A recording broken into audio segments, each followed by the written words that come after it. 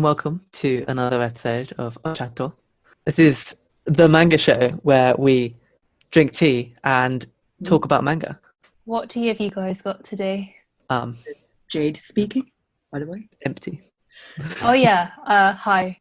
My name is Jade. Our host today is... hello. I'm Oliver. I'm Suellen, and I have water. What? That's not tea either. No, but your cup is empty, so who's worse off here? Okay, yeah, true. Definitely me. We should implement a punishment for people who forget that we are drinking tea during these podcasts. We haven't decided yet, but... Maybe some more manga. Although, is that a punishment? No. Exactly. I did have tea. I just drank it all before the thing. I was too excited. No, not good enough. Oh, I'm sorry. The point is to drink tea during the podcast. Okay. We have another thing that we do on the podcast as well, which is talk about manga. Believe it or not. Not tea. That's not the... No. Not tea. This week, we're going to be talking about Kaguya-sama, Love is War. This is a manga written by the fabulously named Aka Akasaka. I've probably messed up how to say it, but very good name. And it is a, romance/comedy about two secondary school, high school students that are trying to convince each other to confess their love to one another. Love is war. So the target for this time was chapter 45, I Can't Hear the Fireworks Part 2, which is kind of the end of the first major arc in the manga. Obviously, this was my suggestion. Did you both manage to make it to chapter 45? Yeah. That's good. So I guess overall, what did you think? Do you have any immediate comments? So for me, overall, I enjoyed a lot. It made me laugh a little bits. Not gonna lie, at the beginning, I think at least the first volume, it's a little bit hard to get through. But to be fair, that's when it first started. And I think in volume 1 anyway, the mangaka kind of admitted in one of the kind of character profiles at the end, they mentioned, hey, this is a new series and I don't actually know where these characters, who they actually end up with. So, I'm still developing ideas as I go along. So I kind of appreciate that honesty. At the beginning, I guess they was just trying to it's still kind of going off with this gag between Kaguya and Shirogane. They're still playing mind games with each other, and that's what each chapter is about, new ways that they kind of trying to force each other to confess. I quite like that, but I guess maybe sometimes the humor doesn't really I get what the gag is, but it didn't make me laugh as much. But I think later on when they introduce the characters more developed, and then when they introduce more characters, I found myself enjoying it a lot more. But towards the end, I was dead on, oh my god, my babies. So precious. But yeah, I would definitely recommend anyone who's into romance and comedy is a great combination of the two. I completely agree with you, actually. It's so cute once you get fully into it. So at the beginning, as you said, the majority of this was huge mind game that they play with each other. You could tell that they were toying with each other because, how they said, oh, I wouldn't mind it if they did like me. And I think the way it progresses from, oh, I wouldn't mind it if they liked me, to I can't stop looking at his face is just amazingly done in 45 chapters. And the fact that the chapters are so short yet say so much is actually quite impressive. Yeah, I'd recommend this to anyone who likes the sort of school type manga where crushes and confessions and, all this sort of school life drama takes place. Oliver, what about you? What made you recommend this manga? Partly because I'm reading it at the moment. It's hot at the moment. But for me, it was the character development that really kind of set it apart from many of the others. There's a lot of romance out there, and a lot of comedy manga, and a lot of even rom-com mangas. But a lot of them tend to have very little character development. They have a lot of more fleshed out backgrounds and stuff, and you find out more about the characters, but they don't tend to actually change much. Whereas in this, the difference in characters between volume 1 to volume 5 to volume 15 to even where we're at the moment, which is volume 19, it's huge. And that's really satisfying to see. You get to see some of that in the first 45 or so chapters, kind of, as you were saying, Jade, the development from, maybe I wouldn't not like it if they liked me, to full on like, yeah, this is a crush. And it kind of continues like that, not just with the main characters, but with many of the side characters too, where they not only get fleshed out, but develop a lot more. Let's move on to the art style. Jade, what did you think? I think it's so funny. The way that they portray Kaguya when she sees Chika Fujiwara as like an absolute enemy is so funny. It's like all dark and gloomy and, such a vile person. But when like they eventually include her, she's like, the love of my life, I'll be your best friend forever. So cute. Such a, it's a refreshing art style. And just like, the close-ups of the faces, even when they're shocked or surprised or angry or just in love with each other, is so cute.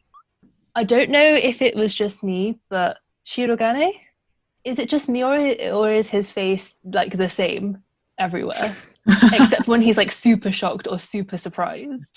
I think that's part of his thing, because he's normally super sleep deprived, so he reacts a bit less. Yes, from all his part-time jobs.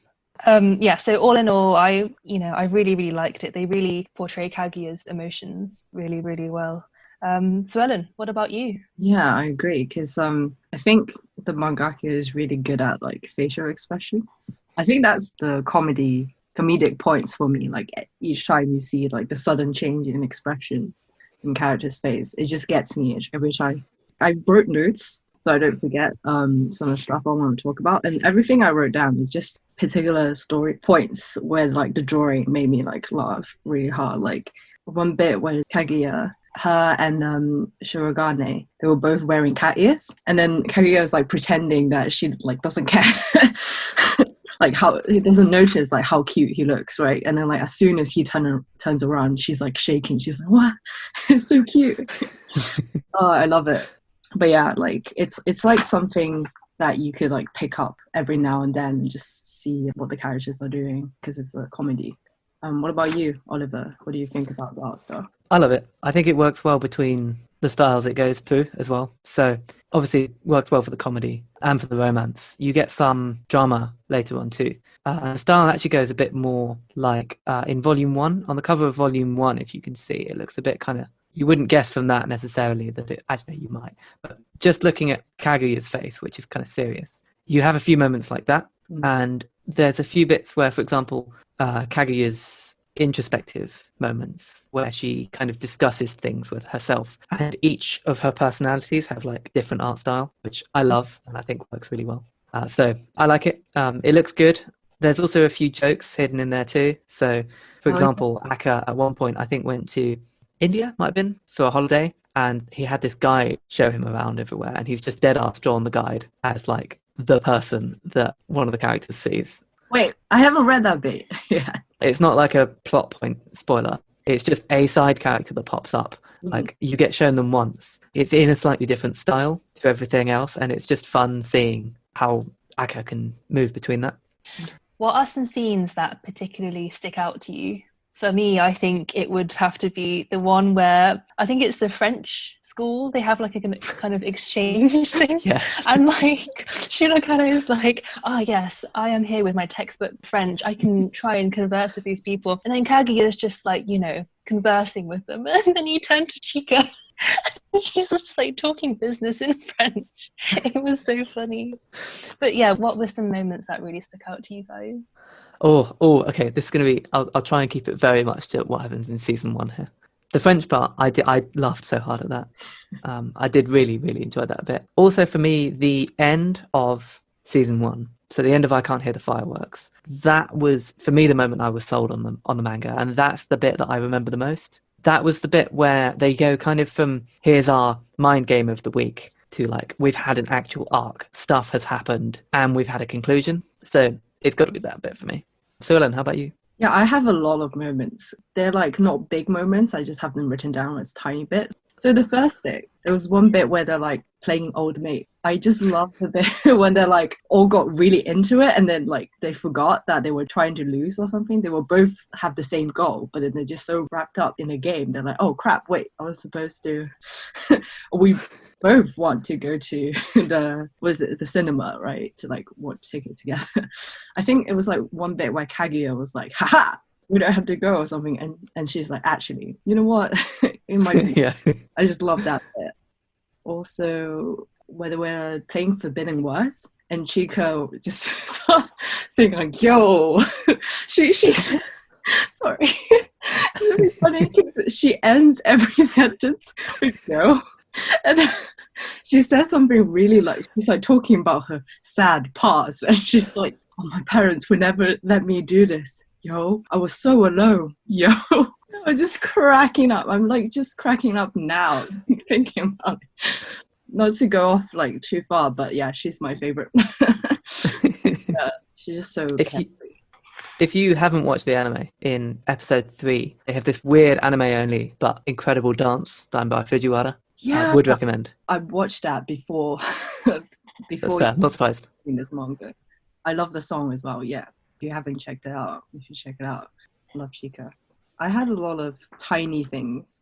I think they mentioned Tokyo Hands at one point, and I was like, me and Jade went to Tokyo Hands. It's like one of the big department store full of cool stuff. I was like, I know, we both know. Yeah, I think those are my like favorite scenes. That's good. Scenes, of course, involve characters. So shall we move on to the characters themselves? Yeah, amazing segue. So what? Thanks. Yeah, I've got loads more. What? You just have them all wrote down. It just comes to you in the middle of the night. We're like, ah, yes. Yeah, quickly get up, write it down, go back to sleep. I guess we will probably have a favourite character.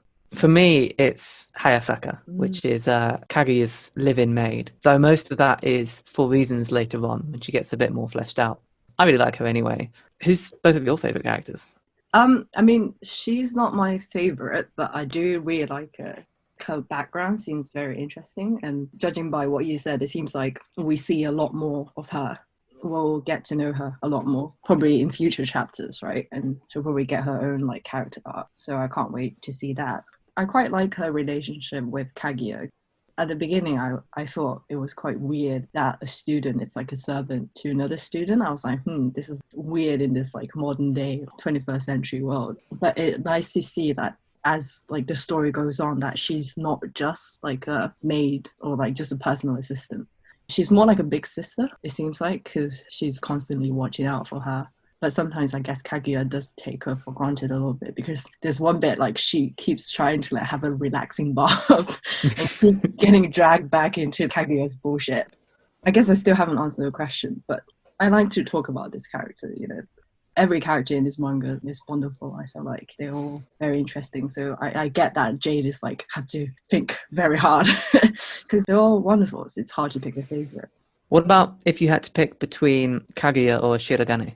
Which do you prefer? Ooh. Obviously, they're both pretty strong.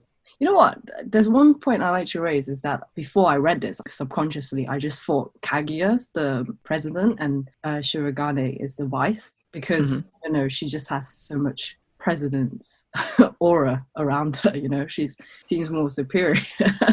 Anyway, more dominant. I don't know. Neither. Chica. Okay. Actually, no. Maybe also like Ishigami as well. Yep. He's also cool. Yeah, Jade, who's your favorite after all this time thinking about it? I think I'm going to have to jump in the Hayasaka boat with you guys. She is awesome. She's like there to help Kaguya out in like the direst of situations. For example, when Kaguya wants to go and see the fireworks and she escapes her house and Hayasaka fills in for her. And, you know, she really tries her best to make Kaguya's plans come to fruition. Speaking of Chika Fujiwara, I love her as well because she comes up with the funniest things. Still thinking about the yo. Yeah, check it. I was scrolling around on Twitter for a bit and I saw this one tweet from someone who said this show/series would be nothing without Chika Fujiwara. How much of that do you agree with? Oh, that's controversial opinion. I think she works really well as a side character. she's got more than one dimension, but I don't think has quite enough to be a main character. And due to her kind of chaotic nature, she works incredibly well to kind of throw a wrench in people's plans, which obviously works incredibly well in this manga, which is all about plans. I don't think it would be nearly as good without her. I think it would still work, but not nearly as well. I agree, because like there's no one else who like replace her. I guess you could say that like with almost all the characters, but her essentially, I don't think, at least as far as everything up to chapter 45 is concerned, there's no one else. She kind of helps progresses things between Kaguya and Shirogane. Sometimes she ruins it completely, but sometimes she's an agent of chaos. Yeah, exactly. Like she kind of pushes things along, because without her, it would still be at like a standstill. Nothing's changed. At least there's her trying to move things along without knowing it. Sorry, I just had this like screenshot that I remember I made of Chica that with the chickens. It was at that point I was like, I love her so much. Yeah. I love how she put Sky Burial on it. Oh, I didn't even notice that. Oh my god, what is wrong with You know what? Take that as a compliment, but she actually reminds me of Jade. You. Sometimes. In what way? I'm not sure if this is a compliment or not, really. You just do random things. Like you were totally laid in the field with chicken and asked one of your friends to take pictures of you. I actually would do that, so you're spot on. Yeah. Exactly. Yeah. I think, who would you be, Ollie? Have you had who of these side characters have been introduced at 45? Because obviously we've had Hayasaka, we've had Kei Shirogane, which is Shirogane's younger sister. I think we've had a few appearances by some of the others. Have we had, for example, Miko Ino, who's the student morals girl? No. No, we've had that couple with where the girl is the leader of the volunteering society and she's in a relationship with the son of a hospital director. I love that they're so fixed on like who the students are like descended from. What's really weird is much later on, as some of the kind of side jokes and running gags, this stuff does come up again. I won't really spoil anything, but almost all of the like little jokes you get turn into running jokes, and they don't get used enough to become really tiring. But for example, people's backgrounds, like Tanuma, who's the son of the hospital director, that comes up at least twice that I can think later on. And is used to quite a good effect. Sometimes they're just really, really dumb little side jokes, but they work so well because of that kind of attention to detail. There's also this, whenever the couple are doing whatever, like when they're going outside walking, in the background there's always the girl, the pigtails, who's just there. Maki, yeah. I love that. It happens. The mangaka even like drew attention to it. I think they went zoom in as one of the panels, like enhance. There's another person in the background. That poor girl. She's kind of self-aware of that as well. There's like I think it was when the anime got announced and they had a little manga panel that's just her like sad in the corner like, will I ever be happy? Aww. It was very sad but quite funny. I've just Googled that and I'm now worried. It's interesting seeing how much rain has played as a factor in their relationship. So we've got that umbrella scene where they both had umbrellas but were trying to, but then when they both said, oh, I forgot my umbrella. And then also that scene where I think, was it she slashed her tire and then wanted to, I can't remember which scene it was. And then I think she was waiting for him in the rain. And then she got sick, and then that, of course, progressed the story, which was amazing. But I wonder how many more rain chapters we're going to get.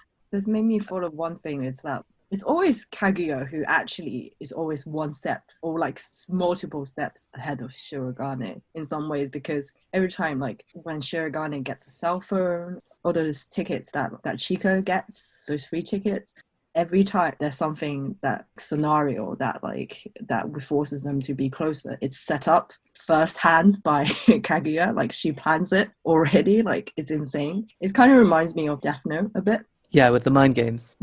What's quite interesting, I think, also is that she does plan a lot of these well in advance, but normally Shirogane is able to kind of roll with it and just, he's like completely able to deal with it on the fly, which I still find quite impressive. One of my favourite bits that keeps popping up is how Kaguya and Shirogane imagine each other kind of mocking their actions. You know that face? Oh, how Okawaii cute. Koto.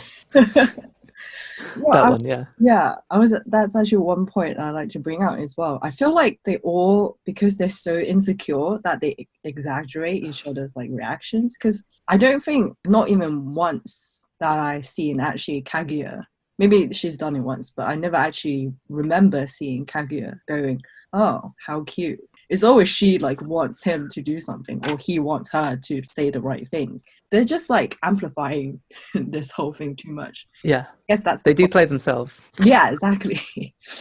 That how cute is definitely one of the best running gags. What about the plot in general? We've only kind of had one arc at this point. We've had a lot of, I guess, one-off or 2 chapter length mini arcs, as it were. So I guess there's not a huge amount to comment on overall plot-wise as of yet. But how have you found it up until now? At the beginning, I think, I mentioned it before that at first it was a little bit hard to, well, it wasn't hard to get through, but it's like there's no rush for me to like, oh, I must read the next chapter, because it's quite contained. At the beginning, it was just, oh, this is a gag and this is a different gag, and it kind of goes on. But I think because, like more characters are introduced, there's more development between the two, and I think at that point mangaka probably found their kind of direction, so it kind of picks up a bit. So you kind of see it's not just the mind games, it's about interaction between, not just between the main couple, it's between the side characters, their relationship, how it changes. And I like that, how it kind of progresses from there on. It's quite nice for me. The pacing is quite good. I'm finding myself like laughing at every bit. Yeah, I think for me, the plot is very well maintained. You can tell that the mangaka has taken care of where the story is going to go and how well paced it is and how well paced they want it to be and where they want it to go. For example, with Kaguya and Shirogane, they could go in any different directions. They could have an arc where they just completely despise each other and cut each other off, or they could maybe get married or spend the rest of their life together. I'm excited to read more of this and find out exactly what happens. As you said, there's 145? More than that. 188. The current chapter, as of speaking, is 188. Oh, bloody hell. Okay, 188 chapters, so I'm definitely going to continue reading. What about you, Oliver? What did you think of the plot? Oh, it's a little harder to comment because I'm quite a lot further through. The main thing that kept me really wanting to come back was to see how the different characters would interact. So at first, it's kind of to see how they play mind games on each other, Kaguya and Shirogane. And that's interesting. But obviously, at some point, you're like, we've seen it. We've seen the mind games. We know roughly how it goes. Let's move on. And it does. It moves on quite a lot. And not just with those 2 characters, but with the interactions between different characters. So, for example, Hayasaka currently keeps it hidden from everybody that she works as a maid. And so when you have her interacting with other characters, both inside and outside of school, it's cool kind of seeing how she deals with that. Similarly, there's stuff like what happens when Kaguya meets Kei Shirogane, Shirogane's younger sister, or when some of the other characters come in. So a little later on, we have this girl that I mentioned earlier, Miko Ino, come in. And she's really interesting as another kind of plot device and another perspective on their relationship. And then seeing her interact with everybody else is really interesting. So plot-wise, it's good. Stuff does happen, obviously. And more importantly, the stuff that happens changes and it's different. And the kind of story beats it hits are different each arc. So you're not just left with the same kind of format each time, unlike certain other romance mangas, which I will not name here. Throwing shade, Ollie. I mean, it's just so satisfying having actual character development and having different interactions between people at different points of these developments. And it's rare to see, I think, especially in a romance set in high school. So I love it. I'm completely invested at this point. I read it on the day of its release every week. Can't really recommend it more. I think I would just remember we forgot to talk about one character, Ishigami. Ishigami, yeah. He's the elusive treasurer. Yeah, the one with the long dark hair. Yeah. Oh, he's the one that's always going home. Yeah. Yeah. I'm going to go home and die. Oh, which is quite sad. Yeah, I feel like actually he's my second or third favorite character.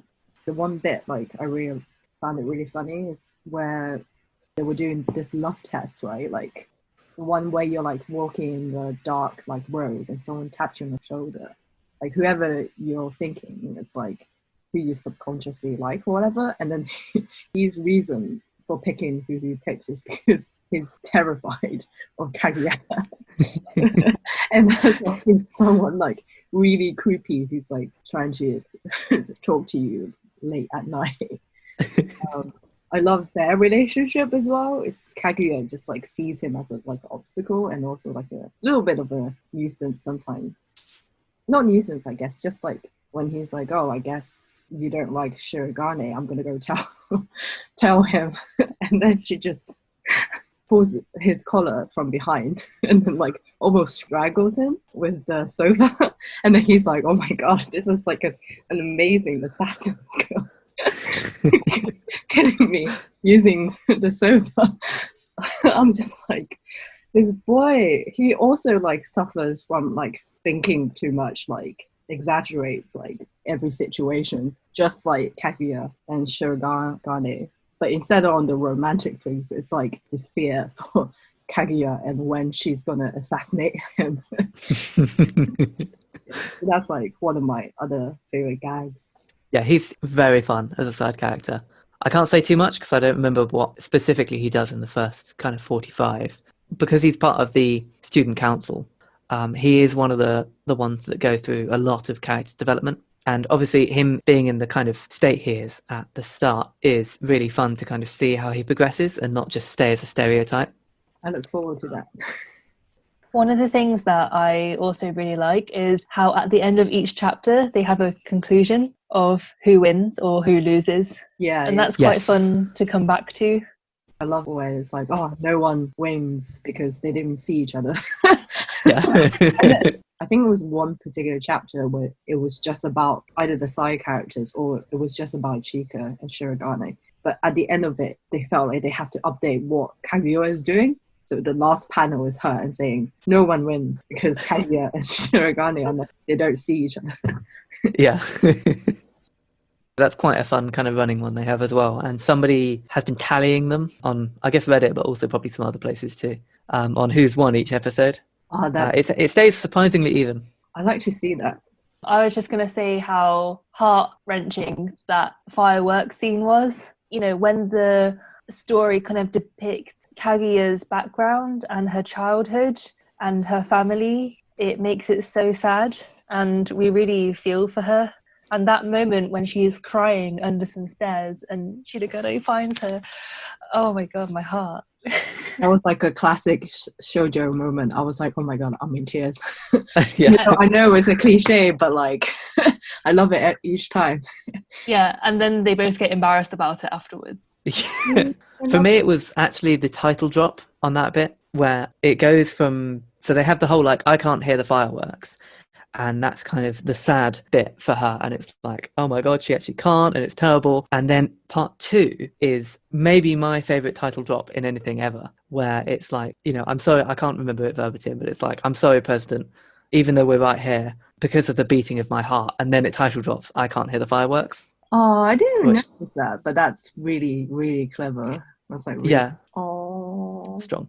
Wait, actually, I feel like maybe the official translation has like ruined that a little bit. Because really, for me, that classic line, it was like, sorry, like I know I was supposed to be looking at the fireworks, but I'm like looking at you or something. Yeah, I think it doesn't work as well in the anime either. But when many years ago, oh dear, when it first came out and I was reading that, it was like, oh, that's incredibly smooth. Man, when was that? That was like back in 2017. Oh my lord.